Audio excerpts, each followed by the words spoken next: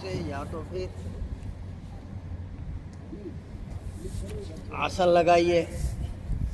आसन हर तरीके, जिनके पैर मुड़ते नहीं हैं वो दंडासन में बैठ सकते हैं। पद्मासन नहीं लगता तो सहज आसन लगाइए, सुख आसन लगाइए। वैसे तो यहाँ सुख आसन बोला है। सुख माने जिस स्थिति में आप सहज बैठ पाए, सुखपूर्वक बैठ पाए, ऐसा आसन। और यहाँ हम थोड़ा सा ध्यान देंगे कि पीठ सीधी रखनी है हमेशा प्राणायाम करते समय। पीठ हमारी जितनी सीधी रहेगी, मेरुदंड जितना सीधा रहेगा और बॉडी हमारी जितनी, शरीर जितना रिलैक्स रहेगा, सहज रहेगा, उतना ही प्राणायाम का लाभ अधिक होता है। माने कहीं तनाव नहीं, पूरे शरीर को तनाव से रहित कर देना है और केवल पीठ सीधी रहती है। ये अभ्यास के द्वारा हो जाता है। धीरे धीरे जब आप अभ्यास करेंगे तो आपको सीधे बैठने की आदत अपने आप हो जाएगी। फिर बिना किसी सहारा लिए आप 8-8, 10-10 घंटे तक बैठ जाओगे ऐसे ही, बिल्कुल सीधे चौकड़े है जी। देखिए आसन धीरे धीरे, सिद्ध आसन मतलब ये जो है अपने आप में स्थितियां हैं। सिद्ध आसन का अर्थ है कि किस, सिद्ध आसन कैसा लगता है? सीधे आप लिए, बायां पैर ये मूल से लगाया और दाहिना पैर एड़ी यहाँ लेके आ गए और दोनों ये जो गट्टे मिल गए इधर और ये बिल्कुल मूल से लग गया, तो इसको सिद्धासन बोल देते हैं। सिद्धासन का अर्थ ये नहीं है कि सिद्ध हो गया है। सिद्धासन का अर्थ है कि सिद्धि के लिए जब व्यक्ति बैठता है इस आसन में आलस बिल्कुल नहीं आता और बहुत लंबे समय तक व्यक्ति बैठ सकता है। पद्मासन, सिद्धासन, ये दो ऐसे आसन हैं कि जिनकी के स्थापित हो जाने से, और ये कब स्थापित होगा? जब हम पूर्णतः स्वस्थ हो जाएंगे। जब तक हमारे पैरों में दर्द है, अन्य किसी तरह की समस्या, तब तक ये होगा नहीं। और जब हमारे पास ये सब शक्ति आ जाएगी, इसीलिए उन्होंने, महर्षि पतंजलि भी कह रहे हैं आसन, आसन पहले सिद्ध करो। आसन का अर्थ है, आप जो पतंजलि ऋषि कह रहे हैं उसको समझिए। पतंजलि ऋषि कहते हैं आसन अर्थ का अर्थ है कि आप स्थिर होकर बैठ सके लंबे समय तक। अब कैसे भी बैठ जाओ, ऐसे बैठ जाओ, पद्मासन लगा के बैठ जाओ, ऐसे बैठ जाओ, वज्रासन में बैठ जाओ, जैसे मर्जी बैठ जाओ। कहता बस इसमें तुम लंबे समय तक बैठ पाओ, ऐसे उसको कहते हैं आसन की सिद्धि। सहज पूर्वक आप 3 से 6 घंटे बैठ पाओ जिस स्थिति में, उसका नाम आसन। अब इससे ये अर्थ ना लगा लेना कि पद्मासन ही लगाना पड़ेगा। अब एक थोड़ा सा इसमें अगर ये सवाल उत्पन्न हो, या सिद्धासन ही लगाना पड़ेगा। अगर किसी की समस्या है, उसके पास एक पैर ही नहीं है, तो फिर वो क्या सिद्धि नहीं पा सकता? वो क्या परमात्मा को नहीं पा सकता? उसका क्या अधिकार समाप्त हो गया? तो ऐसा नहीं होता है। यही प्रश्न है, यही उत्तर है अपने आप में। तो ये केवल भीतर की बात हो रही है। भीतर आसन का अर्थ है भीतर से बैठ जाओ, शरीर से भी बैठ जाओ, भीतर से भी बैठ जाओ, भीतर ही बैठ जाओ, बाहर मत भागो। अब एक तो हम नहीं उठेंगे फिजिकली, तो बैठ गए। ये कह रहे ये नहीं, भीतर से ही बैठ। जब तक भीतर से नहीं बैठेगा तो आसन की सिद्धि कैसे होगी? तो भीतर से भी बैठ जाना, अर्थात मन का ना भागना, मन का स्थिर हो जाना, उसको आसन सिद्धि कहा जाता है। ये थोड़ा सा ऊपर के लेवल की बात है, फिर आप परेशान हो जाओगे मेरी बातें सुन के। आप इसी में रहो कि शरीर को इतना फ्लेक्सिबल बना लो, जैसे चाहो वैसे बैठ पाओ। ठीक है जी, इसको आसन समझ। इसलिए आसन की भिन्न भिन्न क्रियाएँ की जाती हैं जिससे शरीर के आंतरिक व बाह्य दोष नष्ट हो जाए। आसन आंतरिक व बाह्य दोषों को नष्ट करते हैं, इसीलिए भिन्न भिन्न प्रकार के आसन और उनकी सिद्धियाँ होती हैं। इतना आप समझिए। और आइए यहाँ सीधे बैठते हुए श्वासों का आदान प्रदान करो। ये प्रथम प्राणायाम क्या है? भस्त्रिका। क्या है? भस्त्रिका। और ये संस्कृत शब्द होता है ना, उच्चारण अच्छे से किया करो। आप शिक्षक है तो आपका उच्चारण अच्छा होना चाहिए। बिना माइक के उसको होने तक आवाज़ जानी चाहिए। भस्त्रिका, भस्त्रिका, ऐसा आवाज़ जानी चाहिए। माइक हर जगह थोड़ी मिलेगा आपको। बिना माइक के भी आपको बोलना आना चाहिए। इतना आप मतलब आपके वाणी के अंदर तेज अपना आप आ जाएगा, चिंता ना करो, ये अपना आप होता चला जाएगा। तो सर्वप्रथम ऑनलाइन वाले भस्त्रिका, भस्त्रिका ऑनलाइन में भी जाएगी मेरी तो आवाज, सब जगह जाएगी। तो पहला करना है भस्त्रिका प्राणायाम। भस्त्रिका अर्थात दोषों को भस्म कर देने वाला। कहाँ के दोषों को? श्वासों के दोषों को। जो हमारे श्वास लेते कहाँ जाता है? लंग्स में। यहाँ के दोषों को नष्ट कर देने वाला, फेफड़ों के दोषों को नष्ट कर देने वाला प्राणायाम भस्त्रिका प्राणायाम। दोनों नासिकाओं से क्या करते हैं? श्वास लंबा गहरा लेते हैं, छोड़ देते हैं।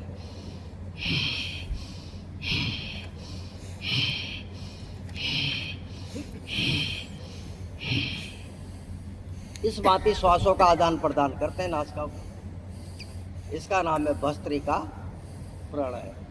करें भस्त्रिका प्राणायाम। साधारण श्वास नहीं लेना होता है। जिसको देखो कुछ लिमिटेशंस हैं, जिसकी हृदय संबंधी समस्या है, फेफड़ों से संबंधी, अस्थमा संबंधी समस्या, हाइपरटेंशन, हाई ब्लड प्रेशर बहुत अधिक बढ़ा हुआ है, उच्च रक्तचाप की स्थिति बुरी है, तो उनको तो सहज भाव से करना है, उनको तेज नहीं करना। बाकी जो थोड़े स्वस्थ हैं, जिनको ये समस्या नहीं है, तो उनको थोड़ा सा प्रेशर से श्वास लेना छोड़ना है। साधारण तरीके से नहीं करना फिर उनको तो, क्योंकि हम विशेष प्रक्रिया कर रहे हैं प्राणायाम की, तो कुछ तो विशेष होना चाहिए, कुछ तो अंतर होना चाहिए। अंतर यही है।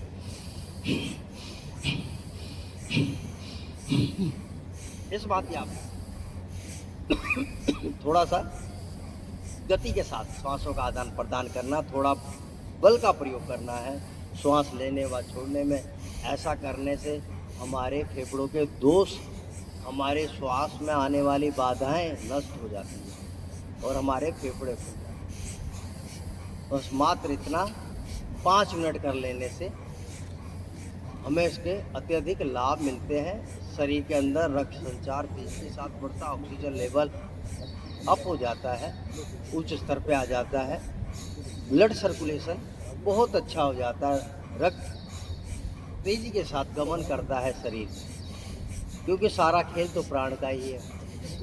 इसलिए ऋषियों ने बहुत पहले समझ लिया प्राणायाम को बहुत पहले जान लिया, और उन्होंने प्राणों को समझ लिया, तो उन्होंने प्राणायाम एक विद्या हमें प्रदान की सनातन ऋषियों ने, कि प्राणायाम आप करेंगे तो आप एक लंबा दीर्घ सुखी जीवन जिएंगे। लंबा दीर्घ व सुखी जीवन, उन्होंने बोला दीर्घ व सुखी जीवन के लिए प्राण को नियंत्रित कीजिए, प्राणायाम कीजिए। और प्राणायाम की एक विधि को उन्होंने स्थापन किया, बनाया, जिसमें प्रमुख है अभ्यंतर कुम्मक, बाह्य कुम्मक, विक्ष विपेक्षी और स्तंभन।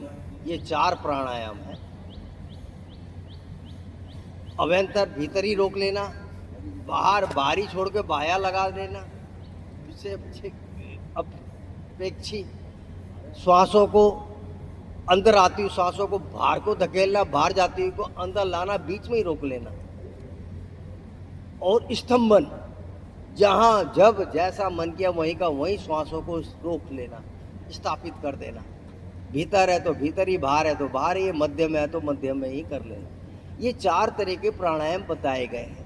हम जो करते हैं इन चारों को पकड़ने के लिए ये 8 तरह के प्राणायाम करते हैं, कि सब साधारण ये चीज़ नहीं कर सकता, वो आगे अंदर नहीं रोक सकता लंबे समय तक, और बाहर भी लंबे समय तक नहीं रोक सकता, जब तक शरीर में फेफड़ों की स्थिति, शरीर की स्थिति अच्छी ना हो।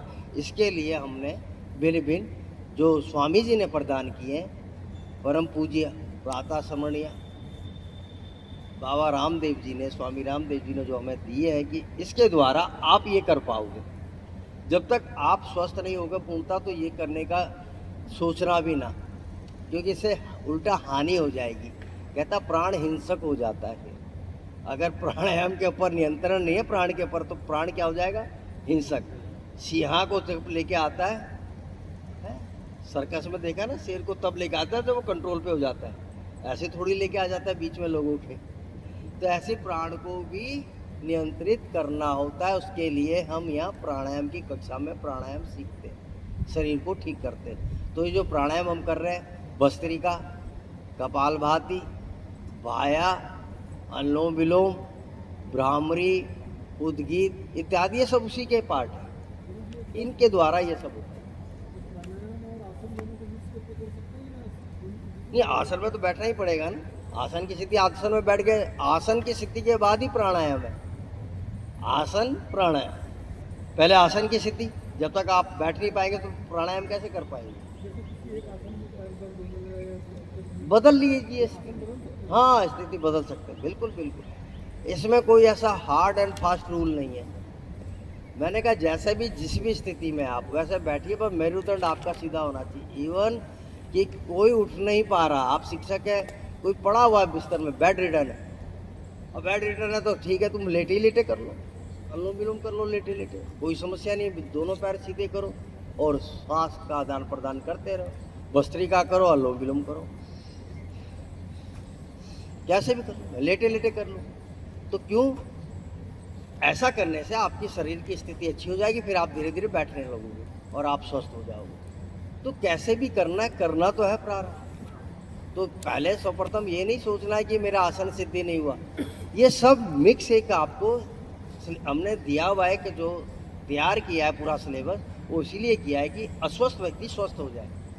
और जब स्वस्थ हो जाएगा, भीतर से जब वो सोचने लगेगा कि प्राणायाम क्या है, फिर वो जब आगे पतंजलि योग का योग दर्शन पड़ेगा तो उसको समझ में आ जाएगा तो प्राणायाम कोई और बोल रहे हैं, ये तो स्तंभन की बात कर रहे हैं। तब आपको समझ में आ जाएगा, ओहो, फिर आपके अंदर इतनी सामर्थ्य, इतनी शक्ति होगी, आप कर पाओगे आराम से।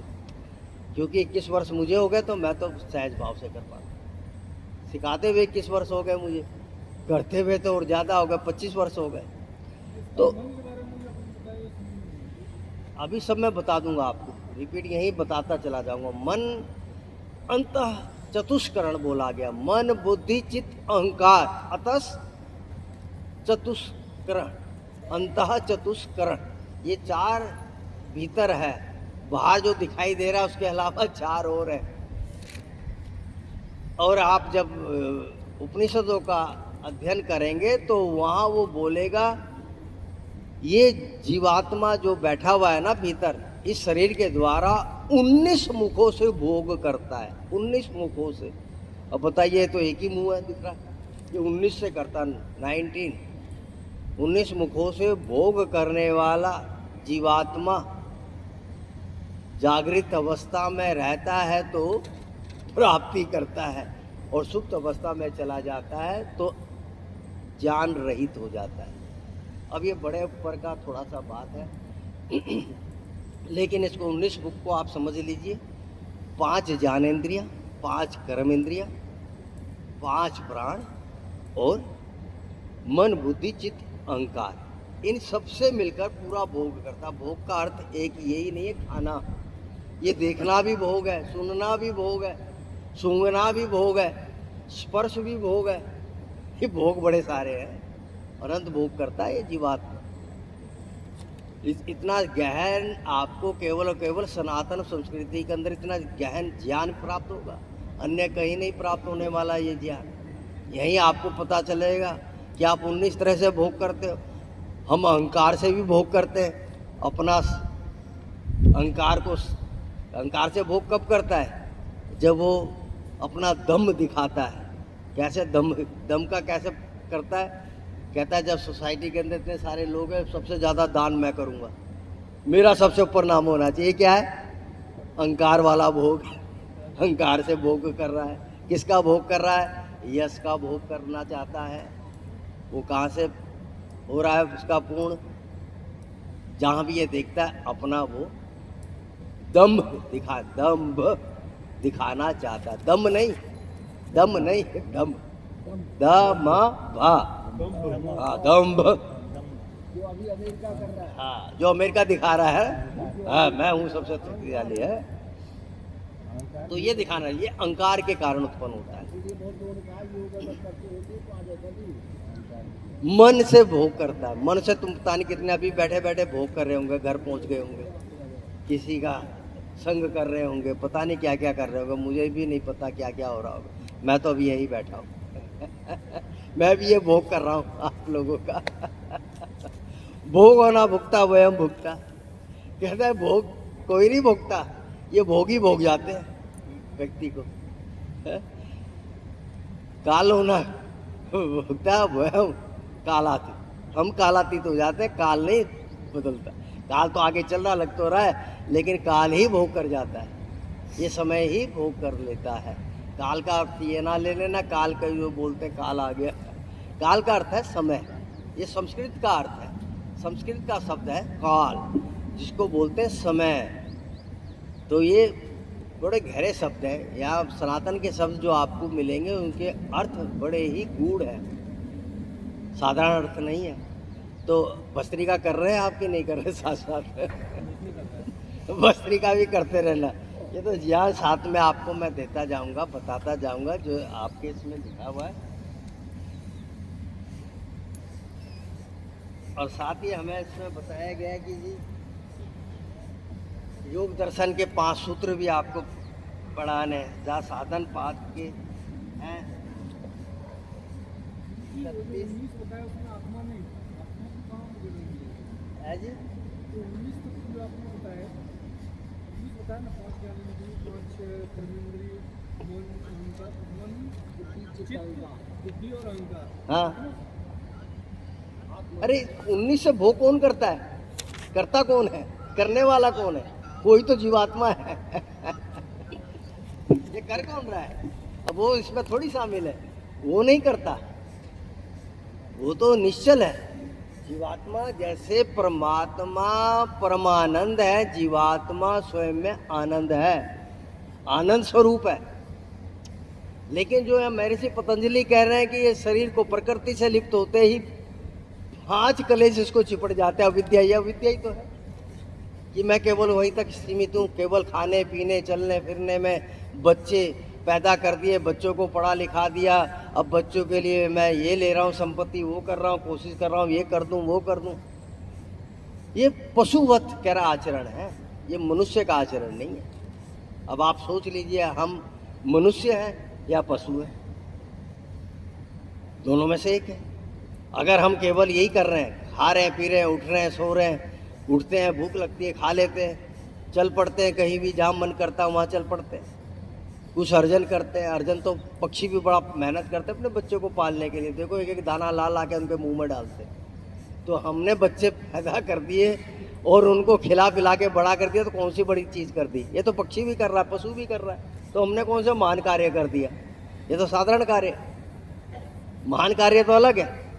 महान कार्य तो कह रहा आत्मकल्याण, आत्मकल्याण हुआ कि नहीं आपका, आत्मा की आपकी उन्नति हुई कि नहीं, स्थिति आपकी पहले से अच्छी हुई कि नहीं, पहले से मन नियंत्रित हुआ कि नहीं, पहले से आपका शरीर ज़्यादा एक्टिव हुआ कि नहीं, या अभी वही बीमारियों से घिरे हुए हो। जब शरीर की बीमारियां नहीं छूट रही तो मन की कहाँ से छूटेंगी। यहाँ तो कह रहा पर्सन चित्त, पर्सन आत्म इंद्रिय, चित्त इंद्रिया मना। तो ये तो बात आयुर्वेद कह रहा, आत्मा जब तक प्रसन्न नहीं होगी आप स्वस्थ नहीं है, अस्वस्थ है। जब तक मन प्रसन्न नहीं है, आपकी एक एक इंद्रियां प्रसन्न नहीं है, एक एक आपका मन प्रसन्न नहीं है, आपका आत्मा प्रसन्न नहीं है, तब तक आप अस्वस्थ हैं। आयुर्वेद तो उसको स्वस्थ मानता ही नहीं है। ये तो मॉडर्न साइंस बोलेगा बाहर से ठीक रहा, चमक रहा है, दिख रहा है, ठीक है, एक्टिव है, चल रहा है, फिर रहा है, बोल रहा है, सुन रहा है, तो ये इट्स ओके, स्वस्थ है। लेकिन ये कह रहा ना, ये स्वस्थ नहीं है, ये तो पशु भी हो रहा है, पक्षी भी ऐसे ही करता है। लेकिन वो कहाँ से, मन से कहाँ स्वस्थ हुआ। तो यह मन से स्वस्थ होना है, मन बड़ा महत्वपूर्ण है। और उससे भी इतर कह रहा शरीर, शरीर से इतर इंद्रियां, इंद्रियों से इतर मन, मन से इतर बुद्धि, बुद्धि से इतर आत्मा। तो ये स्तर है, यहाँ तक पहुँचना है। अब आप समझ लीजिए कहाँ तक हम पहुँचे, थोड़ा कपालभाति कर लीजिए।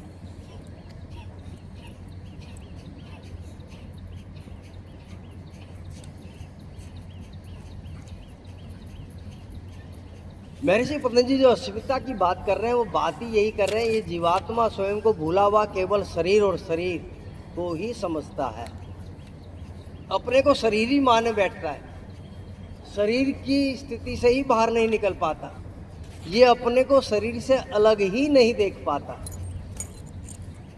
कहता इसीलिए तो अष्टांग योग में आओ, आपको पता चलेगा। योग की कक्षा में आओगे, कुछ ज्ञानी जन भी आपके मध्य पे आएंगे और आपके अंदर स्वयं ही ज्ञान जाग जाएगा, वो खुद ही अंदर से बोलने लगेगा।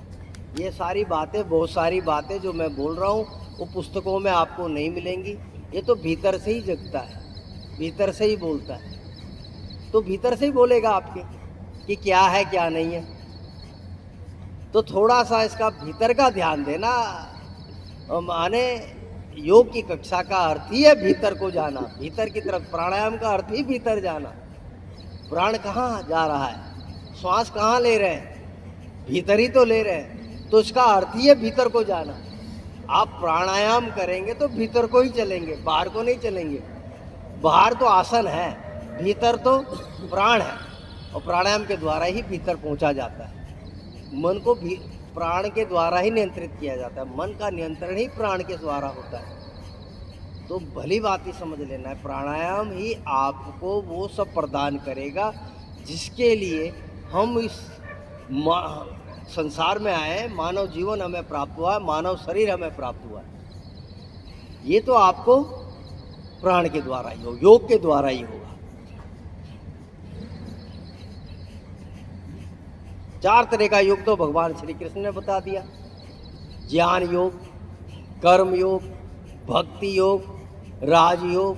कहता चारों ही मार्ग से ज्ञानी जन मेरे पास चले आते हैं, मुझ में समाहित हो जाते हैं। या तो ज्ञान के द्वारा आ जाएंगे, कर्म के द्वारा आ जाएंगे, भक्ति के द्वारा मुझे प्राप्त कर लेंगे,